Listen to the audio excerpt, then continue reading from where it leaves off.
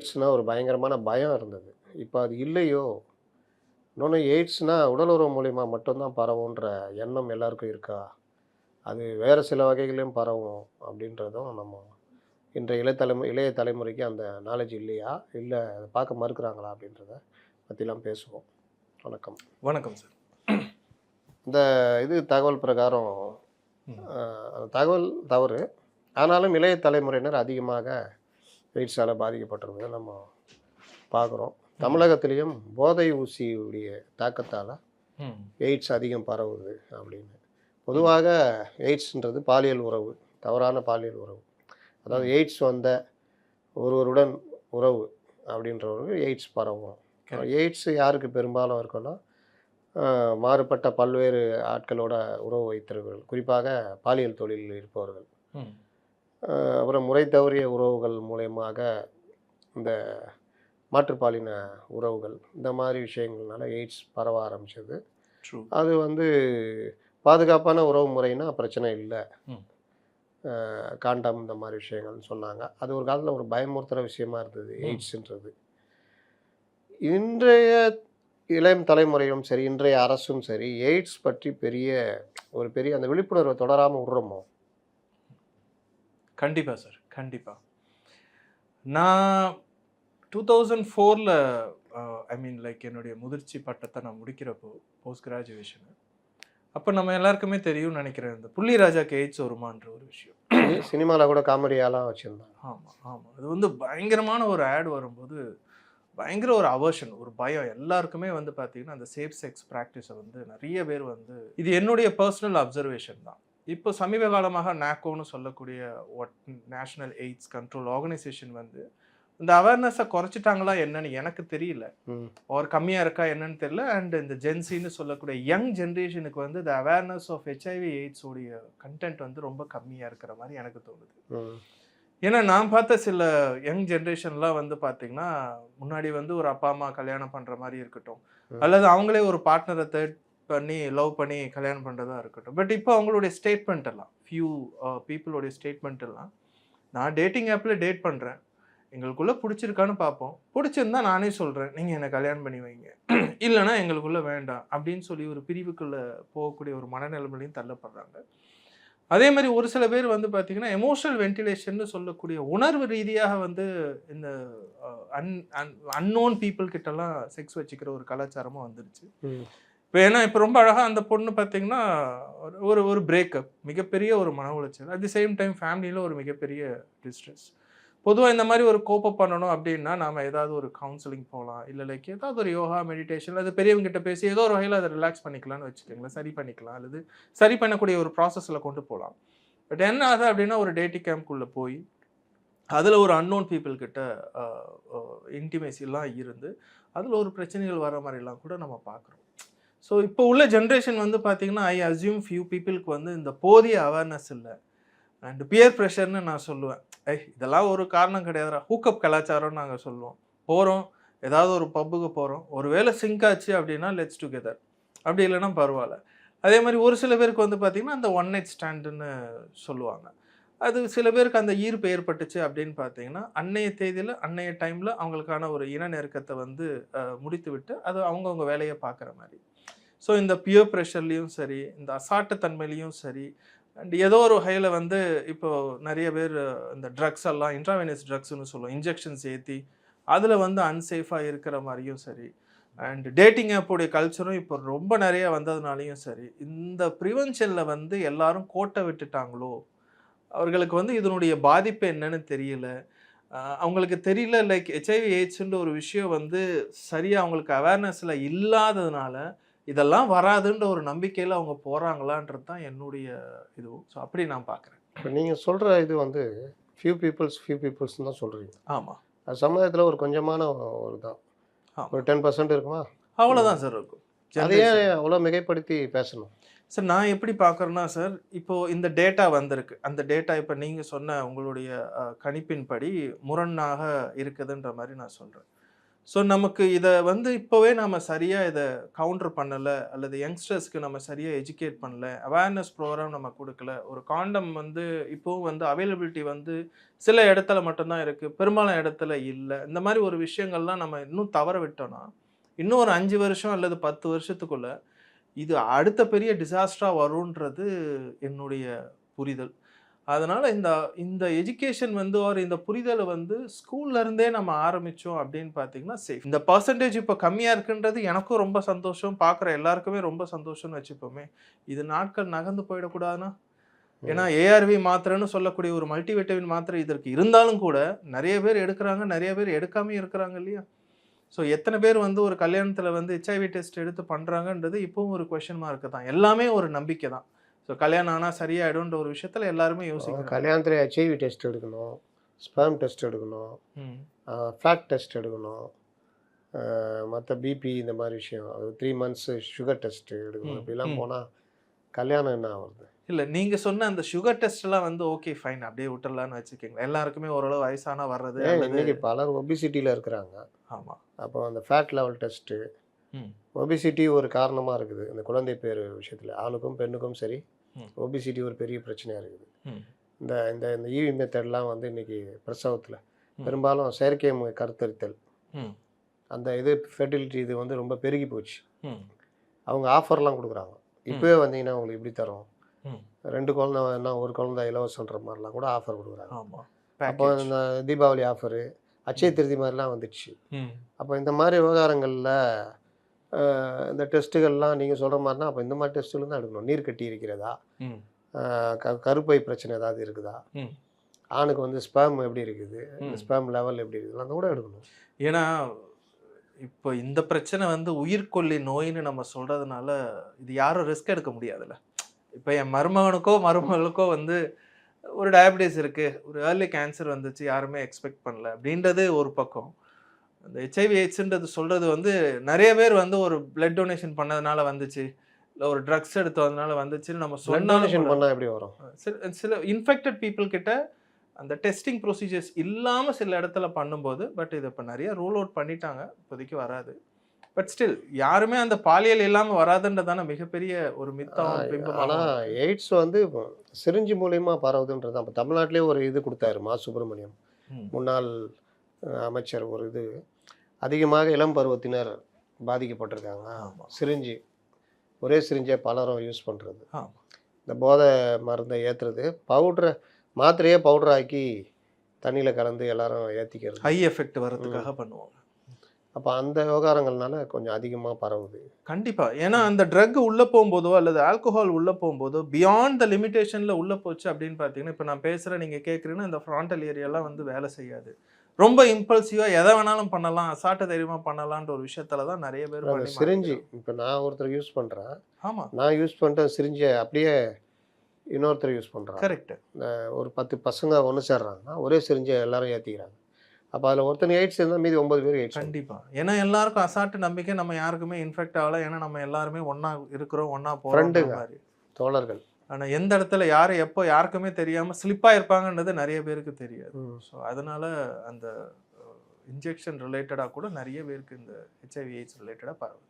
சரி, இந்த இந்த அந்த இதில் இந்த மாதிரி செய்திகள் வரும் பொழுது ரொம்ப பேர் இந்த வாட்ஸ்அப்பில் மற்ற இதிலலாம் இந்த ஓஏ கலாச்சாரம், லிவிங் டுகெதரு, இந்த மாதிரி பல விஷயங்களை சுட்டி காட்டுறாங்க.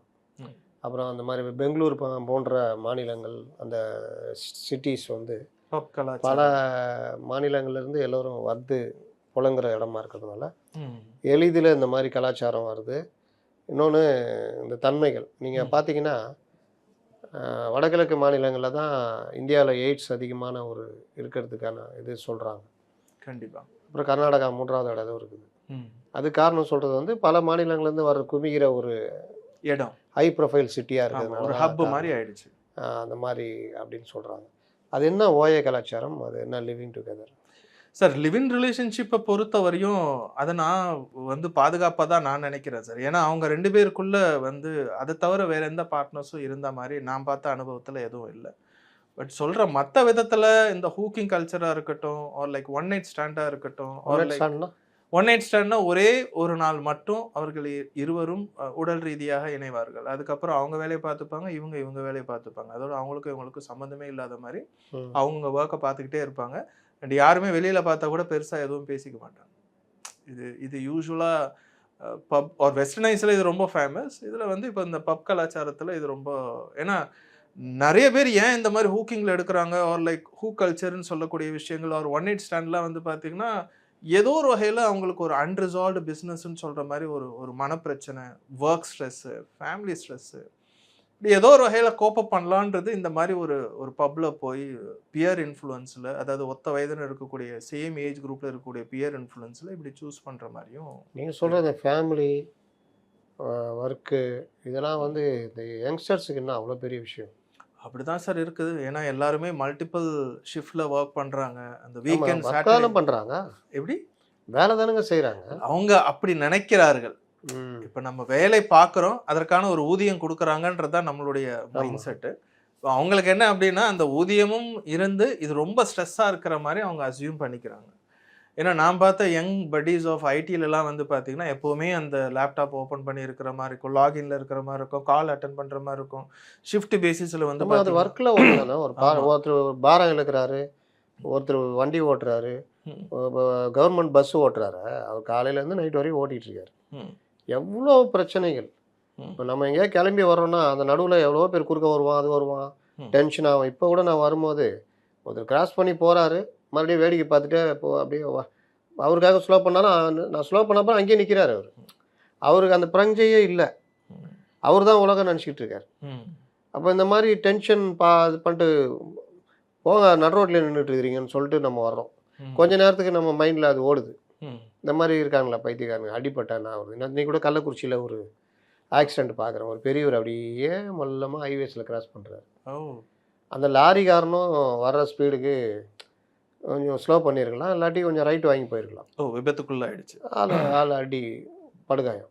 இது மாதிரி சாலையில் கிடக்கும்போது இன்னும் சில பேர் வந்து செல்ஃபோன் வச்சுக்கிட்டு ரோடு கிராஸ் பண்ண இருக்காங்க. செல்ஃபோன் வச்சு ரோடு கிராஸ் பண்ணுறாங்க. அது வச்சிருந்தா கூட பரவாயில்ல சார். நான் பார்க்குறப்போ யூடியூப் பார்த்துட்டு ரோட்டில் நடக்கிறவங்களாம் இருக்கிறாங்க. ரோடு கிராஸ் பண்ணுறதுன்றது ஒன்றை மாதிரியே ஒருத்தன் காருக்குள்ளேயும் அதே மாதிரி பார்த்துட்டு வந்தாலும் ஏற்றி இறக்கிடுவோம். அங்கே தான் ஆக்சிடென்ட் நடக்குது. அதுக்கப்புறம் உங்கள் செல்ஃபோன் மேலே ஏதாவது ஏறி இறங்கும், இல்லாட்டி கீழே விழுந்தீங்கன்னா அவனை தூக்கின்னு போயிடுவான், உங்களுக்கு அடிபட்டுரும். அந்த செல்ஃபோன் மாதிரி 4 செல்ஃபோன் வாங்குற செலவு பண்ண வேண்டியிருக்கும். செலவு அப்புறம் 4 மாதம் ரெஸ்ட் எடுக்க வேண்டியிருக்கும். இந்த மாதிரி பல பிரச்சனை, நிறைய பிரச்சனைகள். அப்போ இந்த மாதிரி டென்ஷன்லாம் பார்த்துட்டு வரோம். அப்போ ஒரு பேருந்து ஓட்டுறவருக்கு எவ்வளோ டென்ஷன் இருக்கும். கண்டிப்பாக சார். கொஞ்சம் இப்படி பண்ணால் ஒரு பைக்காரன் உள்ளே போடுவான், ஒரு ஆட்டோ உள்ளே போடுவோம், ஒரு காருக்காரன். இன்னைக்கு கார் ஓட்டுறவங்களாம் எந்த உலகத்தில் வாழ்கிறாங்கன்னு எனக்கு தெரியல.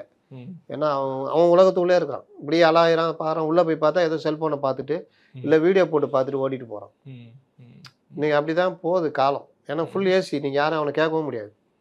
தட்டினீங்கன்னா அவர் வந்து அவருடைய உரிமையை பறிச்ச மாதிரி வந்து சண்டை போட்டுட்டு இருப்பார். அப்போ இதெல்லாம் சமாளிக்கிற அவங்களுக்கு இல்லாத ஸ்ட்ரெஸ்ஸாக இவங்களுக்கு இருந்துருப்போம். இதில் ரெண்டாக நான் பார்க்குறது என்னென்னா, இப்போ நீங்கள் கடைசியாக முடித்த அந்த கார் ரிலேட்டட் ஈஸி டிரைவிங்கை பொறுத்தவரையும் நான் நிறைய இடத்துல பார்ப்பேன். கிட்டத்தட்ட ஒரு 10 காரில் 8 கார் டென்ட்டில் தான் ஏதாவது ஒரு இடத்துல இடிச்சிட்டு இருக்கும். ஆமாம். ஏன்னா அதை பற்றி அப்படி தான் இருக்கிறாங்க. டிரைவிங் அப்படி ஆகிப்போச்சு. பிகாஸ் அவங்களுக்கு பொறுத்தவரையும் நீங்கள் சொன்ன மாதிரி அந்த டிஸ்ட்ராக்ஷன் ஆன் டிரைவிங்கில் நிறைய இருக்கிறதுனால அப்படி ஆகுது. ரெண்டாவது, ஒரு மிடில் ஏஜ் பீப்புள் பார்க்கக்கூடிய ஒர்க் ஸ்ட்ரெஸ்ஸை வந்து ரொம்ப ப்ரொடக்டிவாக பார்க்குறாங்க. நான் உழைக்கிறேன், என் குடும்பம் நல்லா இருக்குல்ல, தி எண்ட் ஆஃப் த டே அந்த கம்பெனி கொடுக்குற அல்லது அந்த பிஸ்னஸ் கொடுக்கக்கூடிய வாழ்வாதாரம் வந்து என் வாழ்க்கையை அடுத்த லெவலுக்கு கொண்டு போகுதுன்ற ஒரு புரிதல் அவங்களுக்கு. நான் பார்க்குறது என்னென்னா, இவங்களுக்கு வந்து அந்த ஒர்க் பண்ணி அவங்களுக்கு ரெவென்யூ வந்து ஒரு ஃப்ளாட் ஒரு கார் வாங்கினாலும் கூட அதை ஒர்க் ஸ்ட்ரெஸ்ஸை வந்து ரொம்ப டிஸ்ட்ரெஸ்ஸாக பார்க்குறாங்க. ரொம்ப ஒரு பெரிய வழியாக பார்க்குறாங்க. பிறந்ததே வழி தான். ஆமாம்.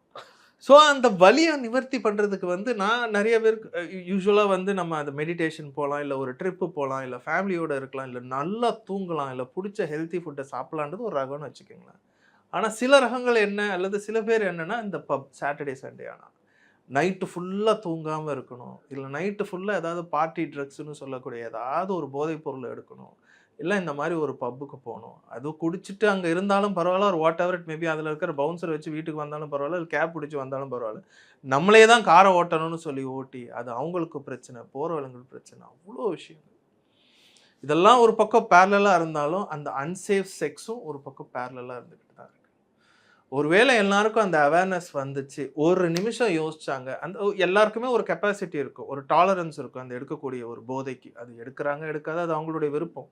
இதுக்கு மேல நமக்கு போச்சு அப்படின்னா நம்மளுடைய சுயநிலைவை இழந்து விடுவோம், அல்லது நம்ம யாருன்னு தெரியாதுன்னு சொல்லி ஓரளவு விழிப்புணர்வு நீங்க இருந்து சாதாரணமா இருக்கிறவன் போதை எடுக்கிறான். ம். போதையில மூழ்கின பிறகு எப்படி விழிப்புணர்வு வரும்? அது அவேர்னஸ் இருக்கணும். அதுக்காக தான் நான் சொல்றேன் சார். அந்த டாலரன்ஸ் வந்து இப்போ சில பேருக்கு 2 ஸ்மால் இருக்கலாம், 2 லார்ஜ் இருக்கலாம். ஆனா நான் சொல்றது ட்ரக்ஸ், நார்காட்டிக் ட்ரக்ஸுக்கு இது அப்ளிகபிள் ஆகாது. சொல்றது ஆல்கஹாலா இருக்கும். ஸோ அந்த ஒரு ஒரு ரெஸ்பான்சிபிளா குடிக்கிறதுன்னுலாம் சொல்லுவோம் இல்லைங்களா? குடி, ஒண்ண குடித்து விடாமல் குடின்ற மாரி சொல்லுவாங்க இல்லையா? ஸோ அந்த மாரி ஒரு மாடரேஷன்ல இருந்தாங்கன்னா சேஃப். ஸோ தட் இந்த மாரி ஒரு பாலியல் ரீதியான ஒரு அழைப்புகள் வரும்போது கண்ணோட கண் பார்த்து இல்ல அப்படின்னு சொல்லிட்டாங்கன்னா இட் இஸ் வெரி சேஃப். பரவாயில்ல பார்த்துக்கலான்ற ஒரு சின்ன வார்த்தை தான் இன்னைக்கு நிறைய பேர் இன்ஃபெக்ட் ஆகிறாங்கன்றது என்னுடைய புரிதல். அது ஓயோன்றது நம்ம எல்லாருக்கும் தெரிஞ்ச மாதிரி எனக்கு தெரிஞ்சு இது 8 வருஷத்துக்கு முன்னாடியில இருந்து ஆரம்பிச்சிருக்காங்க. ஓயோன்றது ஒரு ஏதோ ஒரு ஹோட்டல் யார் வேணாலுமே வந்து பார்த்தீங்கன்னா புக்கிங்ஸ் பண்ணிக்கலாம். முன்னாடினா ஒரு ஹோட்டல் புக்கிங்னா 12 ஹார்ஸ் ஆர் லைக் 24 ஹார்ஸ்ன்ற மாதிரி இருந்துச்சு. இது வந்து அவர் பேசிஸில் கூட ஃபிக்ஸ் பண்ணிக்கலாம். எனக்கு தெரிஞ்ச வரையில் வந்து பார்த்தீங்கன்னா அடல்ட் ஒரு 18 இயர்ஸ் ப்ளஸ் யார் வேணாலும் அதை புக் பண்ணிக்கலாம். முன்னாடிலாம் வந்து அப்படி கிடையாது. பேரண்ட்ஸ் இருந்தால் தான் பண்ண முடியுன்றதை போய் ஒரு அடல்ட் அப்படின்ற மாதிரி வர்றதுனால இதனாலையும் பரவுற மாதிரி நான் புரிஞ்சுக்கிறேன். ஏன்னா நான் பார்த்த என்னுடைய கிளைண்ட் எக்ஸ்பீரியன்ஸிலும் எங்கே வந்து உங்களுக்கு இந்த கம்ஃபர்ட் இருக்கும் அப்படின்னா அந்த ஓயோ ரிலேட்டட் ஃபெசிலிட்டிஸ் உள்ள ரூம்ஸை தான் புக் பண்ணுவாங்க. Even though ID card what ever எல்லா ப்ரொசீஜரும் ரூம் புக் பண்ணால் எப்படிங்க எய்ட்ஸ் வரும்? அந்த இடத்துல தானே சார் அன்சேஃப் செக்ஸ் எல்லாம் ரொம்ப அழகாக பண்ணுவாங்க.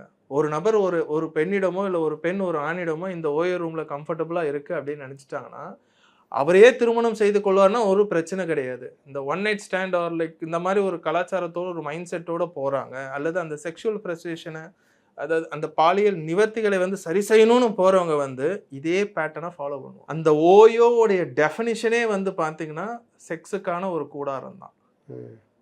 மற்றபடி ஒரு ரிசார்ட்டாக இருக்கட்டும், ஒரு ரெசிடென்சியாக இருக்கட்டும், இல்லை லைக் ஒரு ஹோட்டல்ஸாக இருக்கட்டும், இதனுடைய அர்த்தமே வேறு. ஓயோவில் நான் புக் பண்ணியிருக்கிறேன் அப்படின்னாவே அதனுடைய அர்த்தம் வேறு. பட் எல்லாருக்குமே நான் திரும்பவும் சொல்கிற மாதிரி அந்த அவேர்னஸ் இருந்து போகாமல் இருந்து ஒருவனுக்கு ஒருத்தின்ற ஒரு டைலாக் பொருந்துமான்னு எனக்கு தெரியல. பட் சேஃபான செக்ஸ் ப்ராக்டிஸ் பண்ணோம் அப்படின்னு பார்த்தீங்கன்னா நீங்களே இப்போ அந்த இதுக்கு வந்துட்டீங்களே, ஒருவனுக்கு ஒருத்தி பொருந்துமா தெரியல அப்படின்ட்டு. இல்லை நான் இது என்னுடைய எக்ஸ்பீரியன்ஸ் பார்க்குற மேஜர் இது நான் பார்க்கறது இல்லை. ஓகே, ஒருவனுக்கு ஒருத்தி தான் பெரும்பாலும் இருக்கிறாங்க. ஒரு 30% வேணால் அதில் கூட ஒரு 20% ஏதோ ஒரு தடவை ஸ்லிப் ஆகுறது இல்லை வேறு தான் இருக்கும். ஆனால் 70% ஒருவனுக்கு ஒருத்தின்ற மாதிரி தான். ஓகே, போயிட்டு நான் அதை தான் சொல்கிறேன். நம்புறேன். என்னுடைய கவுன்சிலிங் எக்ஸ்பீரியன்ஸில் நாங்கள் இந்த ஒரு பேட்டர்னையும் நாங்கள் கேட்போம். ஸோ பட் எனக்கு வரக்கூடிய கிளைண்ட் பாப்புலேஷன் சில பர்சன்டேஜ் தான் வச்சுப்போமே. பட் அதுலேயுமே வந்து பார்த்தீங்கன்னா மேஜர்லி ஒரு ப்ரீ மேரிட்டல் செக்ஸோ இல்லை post marital sex with other பீப்புள்ன்றது ஏதோ ஒரு வகையில் வந்துட்டு போகுது தான். நம்ம ஆல்ரெடி இதுக்கு முன்னாடி உள்ள செக்மெண்ட்லாம்